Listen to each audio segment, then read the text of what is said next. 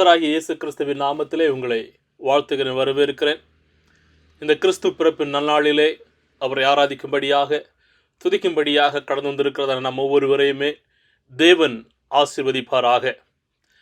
கர்த்தர் மிகவும் நல்லவர், அவருடைய கிருபை மிகவும் மேலானதாக இருக்கிறது. இந்த நாளிலும் கூட கிறிஸ்து பிறப்பின் தினத்தை ஒட்டி கிறிஸ்து பிறப்பினுடையதான ஒரு செய்தியை நாம் தியானிக்க போகிறோம். பூமியிலே சந்தோஷம் என்கிறதான தலைப்பிலே ஒரு சில காரியங்களை நாம் இன்றைக்கு தியானிக்கலாம்.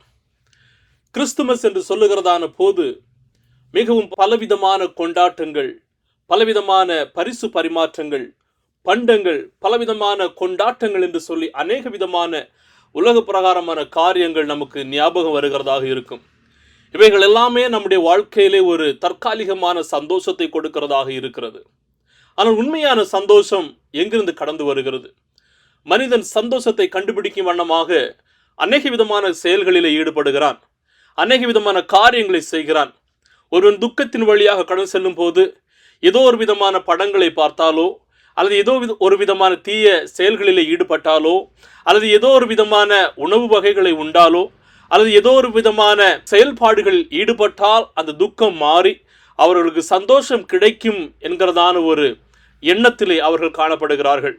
இன்னும் சில மனிதர்கள் குடிப்பழக்கத்தில் ஈடுபட்டால் சந்தோஷம் கிடைக்கும் என்று சொல்லி சில விதமான தற்காலிகமான செயல்களுக்கு ஈடுபடுகிறார்கள். ஆனால் கிறிஸ்துவை ஏற்றுக்கொண்டதான நீங்களும் நானும் இந்த கிறிஸ்து பிறப்பை நாம் எவ்வாறு கொண்டாடுகிறோம்? உலகம் கொண்டாடுகிறதை போன்று உலக பிரகாரமான காரியங்கள் நமக்கு சந்தோஷம் கொடுக்கிறது என்று கொண்டாடுகிறோமா? அல்லது கிறிஸ்து என்னுடைய வாழ்க்கையிலே அவர் கடந்து வந்து என்னுடைய வாழ்க்கையில நிரந்தரமான ஒரு சந்தோஷத்தை கொடுத்திருக்கிறார் என்கிறதை நீங்களும் நானும் உணர்ந்திருக்கிறோமா? நாம் ஆராய்ந்து பார்க்க வேண்டும். உலகத்திலே சந்தோஷம் என்கிறது கிறிஸ்து அவருடைய பிறப்பின் நிமித்தமாக நாம் ஒவ்வொருவருக்கும் கொடுத்திருக்கிறதான ஒரு அன்பின் கட்டளையாக காணப்படுகிறது. அதை நாம் எவ்வாறு அனுபவிக்கிறோம்? எப்படி இந்த சந்தோஷத்தை கிறிஸ்துவுக்குள்ளதாக கண்டு கொள்ளுகிறது என்கிறதான ஒரு சில காரியங்களை நாம் தியானித்து வேகமாக முடிக்கலாம். இயேசு கிறிஸ்துவின் பிறப்பு இந்த உலகத்திலே அது ஒரு வரலாற்று சான்றாக காணப்படுகிறது. இயேசு கிறிஸ்துவின் பிறப்பு அது யதார்த்தமான ஒன்று. இயேசு கிறிஸ்துவின் பிறப்பு அது உண்மையான ஒரு நாளில் நடந்தது, உண்மையான ஒரு தினத்தில் நடந்தது, உண்மையான ஒரு ஊரில் நடந்தது. உண்மையாகவே ஒரு ராஜா ஆண்டு கொண்டிருக்கிறதான காலத்திலே இயேசு கிறிஸ்துவின் பிறப்பு நடந்தது.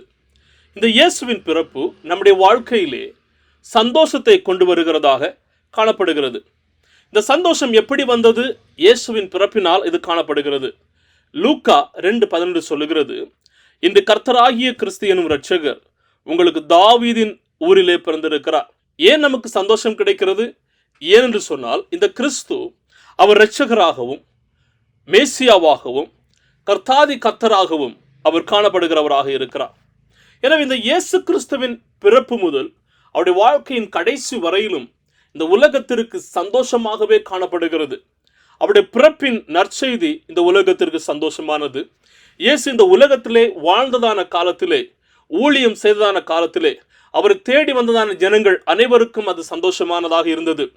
வியாதியோடு வந்ததான ஜனங்களுக்கு தேவன் விடுதலை கொடுக்கிறதான போது அவர்களுடைய வாழ்க்கையில் ஒரு சந்தோஷம் வந்தது. பலவிதமான கட்டுகளோடு வந்ததான ஜனங்களுடைய கட்டுகளை தேவன் அவிழ்த்ததான போது அவர்களுக்கு அது சந்தோஷமாக இருந்தது. பலவிதமான பொல்லாத கிரியைகளினால் சிக்குண்டவர்களாக வந்தவர்களுக்கு தேவன் அவருடைய கட்டுகளை விடுவித்ததான போது அவர்களுக்கும் அது சந்தோஷமான ஒரு செய்தியாக இருந்தது. இயேசு கிறிஸ்துவின் கடைசி கால பாடு மரணத்தின் காலத்திலும் கூட இயேசுவோடு கூட சிலுவையிலே தொங்கியிருந்ததான இன்னொரு கள்ளனுக்கு அதுவும் ஒரு சந்தோஷமான செய்தியாக இருக்கிறது. இயேசு கிறிஸ்து பிறந்தது முதல் கடைசி வரையிலும் இந்த உலகிற்கு அது சந்தோஷமானதாக இருக்கிறது. இயேசு கூட இந்த உலகத்திலே ஊழியம் செய்தான காலகட்டத்திலே அவருடைய ஜனங்கள் சந்தோஷம் அடைய வேண்டும் என்றே விரும்பினார். யோவான் 15:11 சொல்லுகிறது, என்னுடைய சந்தோஷம் உங்களுக்குள் நிறைவாக இருக்கும்படி இதை நான் சொல்லுகிறேன் என்று சொல்லி. யோவான் 16:24 சொல்லுகிறது, நீங்கள் என்னிடத்தில் கேட்டுக்கொள்ளுகிறதான போது இந்த சந்தோஷத்தை நீங்கள் பெற்றுக்கொள்வீர்கள் என்று வேதத்திலே நாம் பார்க்க முடியும். உங்களுடைய வேதத்தை திறந்து கொள்ளுங்கள். உங்களுடைய வேதத்தை திறந்து கொள்ளுங்கள். லூக்கா 2:10-11 படிக்கலாம். தேவதூதன் அவர்களை நோக்கி, பயப்படாதிருங்கள், இதோ எல்லா ஜனத்துக்கும் மிகுந்த சந்தோஷத்தை உண்டாக்கும் நற்செய்தியை உங்களுக்கு அறிவிக்கிறேன். இந்த கர்த்தராகிய கிறிஸ்து என்னும் இரட்சகர் உங்களுக்கு தாவீதின் ஊரிலே பிறந்திருக்கிறார். இந்த உலகத்திலே வாழுகிறதான நாம் இந்த இயேசு கிறிஸ்துவனுடையதான சந்தோஷத்தை நம்முடைய வாழ்க்கையில எப்படி அனுபவிக்கிறோம்? உலக பிரகாரமாக அநேக விதமான காரியங்களிலே ஈடுபட்டு அனுபவிக்கிறோம். ஆனால் கிறிஸ்துவை பின்பற்றுகிறதான நாம், கிறிஸ்து பிறப்பை நம்முடைய வாழ்க்கையிலே கொண்டிருக்கிறதான நாம், இந்த கிறிஸ்துவின் சந்தோஷத்தை, கிறிஸ்து அருளுகிறதான சந்தோஷத்தை நாம் எப்படி கொண்டாடுகிறவர்களாக இருக்கிறோம், எப்படி அனுபவிக்கிறவர்களாக இருக்கிறோம்? ஒரு சில காரியங்களை பார்த்து நாம் முடிக்க போகிறோம். முதலாவதாக, இந்த சந்தோஷத்தை நாம் எப்படி அனுபவிக்கிறோம் என்று சொன்னால், அவர் நமக்கு அருளி இருக்கிறதான ரட்சிப்பின் நிமித்தமாக, தேவன் நமக்கு கொடுத்திருக்கிறதான ரட்சிப்பின் நிமித்தமாக மத்தேயு 1:21 சொல்லுகிறது, அவள் ஒரு குமாரனை பெறுவாள், அவருக்கு இயேசு என்று பெயரிடுவாயாக, ஏனெனில் அவர் தமது ஜனங்களின் பாவங்களை நீக்கி அவர்களை ரட்சிப்பார் என்றான். ஆம் பிரியமானவர்களே, இயேசு கிறிஸ்துவனுடையதான பிறப்பு இந்த உலகத்தில் ரட்சிப்பை கொண்டு வந்ததாக இருக்கிறது. இந்த உலகம் பாவத்தினாலும் அக்கிரமத்தினாலும் பொல்லாங்கினாலும் இடுபட்டு கடந்ததான காலத்திலே அவருடைய ரட்சிப்பு எல்லா விதமான அக்கிரமங்களில் இருந்தும் எல்லா விதமான பாவங்களில் இருந்தும் இந்த மனு குலத்தை மீட்டதாக காணப்படுகிறது. எனவே தான் பாடல்காரர் பாடும்போது மிகவும் தெளிவாக சொல்லுவார், பாவங்கள் போக்கவே சாபங்கள் நீக்கவே இந்த உலகத்திலே இயேசு கடந்து வந்தார் என்று சொல்லி. ஆம், நம்முடைய பாவங்களையும் சாபங்களையும் நீக்கும் வண்ணமாக இந்த இயேசு கடந்து வந்திருக்கிறவராக காணப்படுகிறார். ஒருவேளை நாம் அநேக விதமான பாவ சேற்றிற்குள்ளதாக காணப்படலாம், அநேக விதமான அக்கிரமங்களுக்குள்ளதாக காணப்படலாம், அநேக விதமான போராட்டங்கள், பில்லி சூனிய கட்டுகள் என்று சொல்லி நாம் இழுப்பட்டு காணப்படலாம். ஆனால் உங்களையும் என்னையும் ரட்சிக்கும்படியாக இந்த கிறிஸ்துவானவர் உலகத்திலே கடந்து வந்திருக்கிறவராக இருக்கிறார். எனவேதான் மத்தேயு 9:6 சொல்லுகிறது, பூமியிலே பாவங்களை மன்னிக்க மனுஷகுமாரனுக்கு அதிகாரம் உண்டென்று நீங்கள் அறியீர்களா? லூக்கா 19:10 சொல்லுகிறது, இழந்து போனதை தேடவும் ரட்சிக்கவுமே மனுஷகுமாரன் வந்திருக்கிறார். அப்போஸ்தலர் 4:12 சொல்லுகிறது, அவரால் அன்றி வேறு ஒருவராலும் நமக்கு ரட்சிப்பு கிடையாது என்று சொல்லி. ஆம் பிரியமானவர்களே, இந்த கிறிஸ்து இந்த உலகத்திலே கடந்து வந்து நம்முடைய வாழ்க்கையிலே ஒரு ரட்சிப்பை கொடுத்திருக்கிறார். அதுதான் நம்முடைய வாழ்க்கையில் ஒரு மிக பெரிதான ஒரு சந்தோஷமாக இருக்கிறது.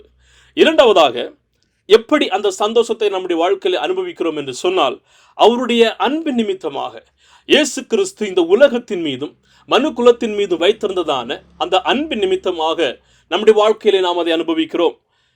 யோவான் 3:16 சொல்லுகிறது, நமக்கு எல்லாருக்குமே தெரிந்ததான வசனம், தேவன் தம்முடைய ஒரே பேரான குமாரனை விசுவாசிக்கிறவன் எவனோ அவன் கெட்டு போகாமல் நித்திய ஜீவனை அடையும்படிக்கு அவரை தந்தருளி இவ்வளவாய் உலகத்தில் அன்பு கூர்ந்தார். ஆம் பிரியமானவர்களே, இந்த இயேசு கிறிஸ்து நம்முடைய வாழ்க்கையிலே மிகவும் மிகவும் ஒரு பெரிதான ஒரு பரிசு, ஒரு கிஃப்டாக, ஒரு தாளந்தாக காணப்படுகிறவராக இருக்கிறார். ஏன்னு சொன்னால், இயேசு இந்த உலகத்திலே கடந்து வந்து நாம் ஒவ்வொருவரும், அதாவது இந்த உலகம் அழிந்து போகாத படிக்கும், இந்த உலகம் நித்திய ஜீவனை பெற்றுக்கொள்ளும் படிக்கும், இந்த உலகத்தை அவர் நேசித்தது நிமித்தமாகவும் அந்த குமாரனை அவர் நமக்கு தந்துள்ளவராக இருக்கிறார். அவருடைய அன்பு மிகவும் பெரிதாக இருக்கிறது. தேவன் அன்பாகவே இருக்கிறார். அந்த அன்பை நம்முடைய வாழ்க்கையிலே கொடுத்திருக்கிறதான தேவன் நாம் ஒருவரும் கெட்டு போகக்கூடாது என்று விரும்புகிறார். நாம் ஒருவரும் அழிந்து போகக்கூடாது என்று விரும்புகிறார். எனவே தான் அவருடைய குமாரனுடைய அன்பை நம்முடைய வாழ்க்கையிலே தெளிவுபடுத்துகிறவராக இருக்கிறார். பிரியமானவர்களே, ஒருவேளை அநேக விதமான பாவங்களெல்லாம் அடிபட்டு கிடந்திருப்போம். ஆனாலும் அவருடைய அன்பு நம்மை தேடி வந்ததாக இருக்கிறது. இந்த கிறிஸ்து பிறப்பு நாளிலும் கூட அவரை ஆராதிக்கிறதா நாம் ஒவ்வொருவரும் அவருடைய அன்பை நம்முடைய வாழ்க்கையிலே நாம் அனுபவிக்க வேண்டியது அவசியம். அவருடைய அன்பை நம்முடைய வாழ்க்கையிலே உணர வேண்டியது அவசியமானதாக இருக்கிறது. மூன்றாவது, எப்படி நாம் அந்த சந்தோஷத்தை நம்முடைய வாழ்க்கையிலே அனுபவிக்க முடியும்? ஒளியின் நிமித்தமாக, ஒளியாகிய கிறிஸ்து மூலமாக. யோவான் 1:9 சொல்லுகிறது, உலகத்திலே வந்து எந்த மனுஷனையும் பிரகாசிப்பிக்கிற ஒளியே அந்த மெய்யான ஒளியாக இருக்கிறார். இந்த உலகத்திலே வந்து நம்மை பிரகாசிக்க செய்கிறதான ஒளி அந்த மெய்யான ஒளியாக இருக்கிறார். மெய்யான ஒளி யார்? இயேசு கிறிஸ்து. இந்த இயேசு கிறிஸ்து நம்முடைய வாழ்க்கையில கடந்து வருகிறதான போது இருளான அனுபவங்கள், இருளான கட்டுகள் எல்லாம் அது உடைந்து போகிறதாக இருக்கிறது. ஒரு இருள் இருக்கிற இடத்திலே மெதுவாக ஒரு லைட்டை நாம் அடிக்கிறதான போது அந்த இருள் அப்படியே மாறி விடுகிறது, வெளிச்சம் அங்கு கடந்து வருகிறது. அதே போலதான் எந்த இடத்துல இந்த கிறிஸ்துவானவர் காணப்படுகிறாரோ அந்த இடத்துல இருளுக்கு எவ்வளவேனும் அதிகாரம் இல்லை. ஒரு துளி கூட இருள் இருக்க முடியாது. ஆனால் இந்த ஒளியாகிய கிறிஸ்துவை நாம் ஏற்றுக்கொள்ள வேண்டியது மிகவும் அவசியம். எனவேதான் யோவான் 9:5 இயேசு சொல்லுகிறார், நான் உலகத்தில் இருக்கையில் உலகத்திற்கு ஒளியாய் இருக்கிறேன் என்றார். மத்தேயு 5:14 சொல்லுகிறார், நீங்கள் உலகத்திற்கு வெளிச்சமாய் இருக்கிறீர்கள், மலையின் மேல் இருக்கிற பட்டணம் மறைந்திருக்க மாட்டாது. 1 யோவான் 1:7 பார்க்கும்போது, இந்த ஒளியிலே நாம் நடக்கிறதான போது ஒருவரோடு ஒருவர் நாம் ஐக்கியப்பட்டு இருப்போம். பகை வராது, குழப்பம் வராது, சண்டை வராது, சச்சரவுகள் வராது. மாறாக நாம் ஒருவரோடு கூட ஐக்கியப்பட்டு ஒருவரோடு கூட ஒருவர் நாம் அந்த அன்பை பகிர்ந்து கொள்கிறவர்களாக இருப்போம். இந்த கிறிஸ்துவின் சந்தோஷத்தை நாம் எப்படி அனுபவிக்கிறது? இந்த ஒளியாகிய கிறிஸ்துவை நம்முடைய வாழ்க்கையில் ஏற்றுக்கொள்கிறதன் மூலமாக. 4வதாக எப்படி நாம் இந்த சந்தோஷத்தை அனுபவிக்கிறது என்று சொன்னால், தைரியத்தை நாம் பெற்றுக்கொள்கிறது நிமித்தமாக.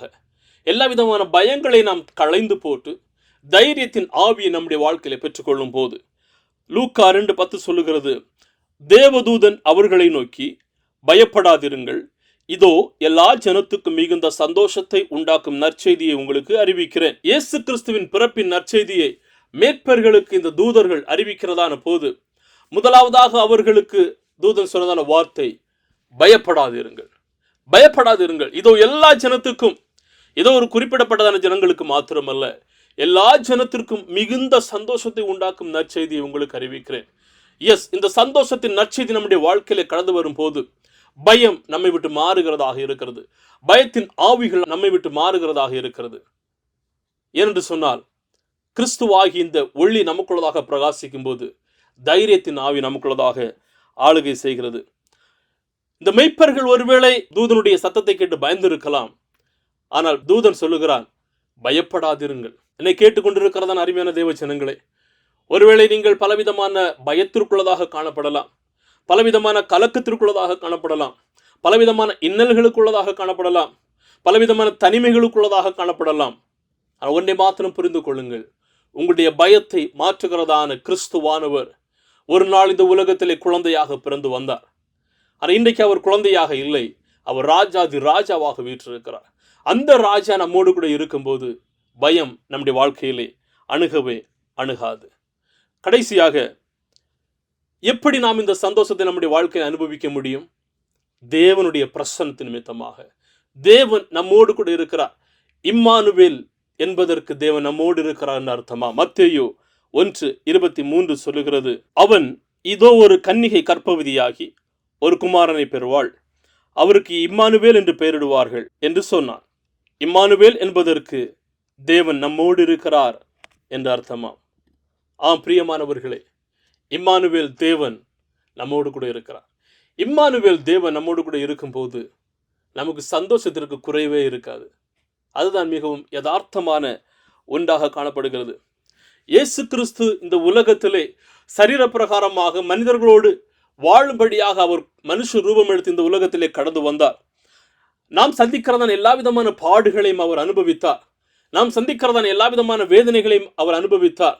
எல்லா விதமான உணர்வுகளையும் அவர் சந்தித்தார். ஆனாலும் அவர் எந்த ஒரு மனிதர்களையும் அவர் வெறுக்கவில்லை. மாறாக எல்லாரையும் அவர் ஏற்றுக்கொண்டவராக இருக்கிறார். எல்லாரையும் அவர் நேசித்தவராக இருக்கிறார். எனவே ஒன்றை மாத்திரம் புரிந்து கொள்ளுங்கள், உங்களுடைய வாழ்க்கையில் நீங்கள் ஒருபோதும் தனிமையானவர்கள் இல்லை. இந்த இம்மானுவேல் தேவன் நம்மோடு கூட இருக்கிறார். உங்களுடைய வாழ்க்கையிலே ஒரு நம்பிக்கை இருக்கிறது. இந்த தேவன் நம்மை விட்டு விலக மாட்டார், நம்மை கைவிட மாட்டார் என்கிறதா நம்பிக்கை. அந்த நம்பிக்கை தான் இந்த கிறிஸ்து பிறப்பு நம்முடைய வாழ்க்கையிலே கொடுக்கிறதாக இருக்கிறது. உண்மையான கிறிஸ்து பிறப்பு நம்முடைய வாழ்க்கையிலே அது மிகுந்த சந்தோஷத்தை கொடுக்கிறது.